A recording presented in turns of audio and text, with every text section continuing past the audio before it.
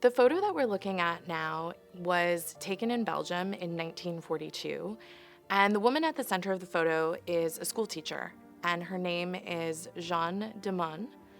She was a teacher of kindergarten students who you see surrounding her in the image.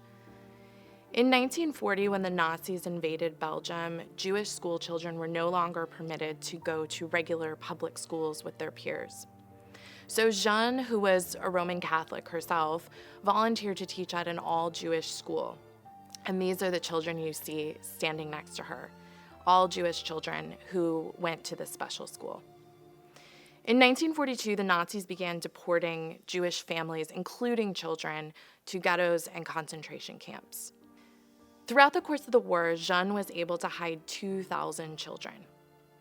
This photo gives us the opportunity to think about what being in hiding would be like for an ordinary child, like the ones you're seeing in this photo. For children in hiding, experiences varied widely.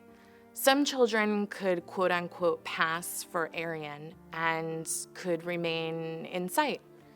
Other children had to be physically hidden away in cellars, attics, basements, crawl spaces for the duration of the war. It was very difficult to be a hidden child, and it was difficult to arrange for this because hidden children needed to take on brand new identities. Oftentimes, people who assisted this process, like Jeanne, had to find identity paperwork and coach children as young as 5 years old, as you're seeing in this photo, to remember their new identities, their new stories, and coach them and train them not to divulge any information about their real lives in case they were betrayed by people around them. When you look at this photograph and you're seeing hula hoops that are still sold in stores today, suddenly the photo doesn't seem so old, and this history doesn't seem so far away. The Holocaust happened in a time where there were hula hoops. One of the other things I find really heartbreaking about this photo, and hard to look at as a parent myself, is the fact that many of these parents who hid children often had to leave them behind.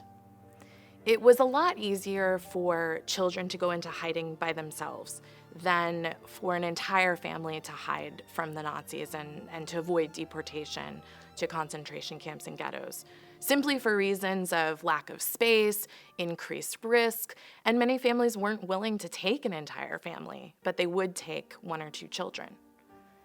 So parents like myself and like many others today had to make the heartbreaking decision to risk sending their child into safety with a stranger. They gave them to people like Jeanne who would arrange for them to stay safe. Many of them probably knew that they might not see their children again, but they did everything they could to keep them safe.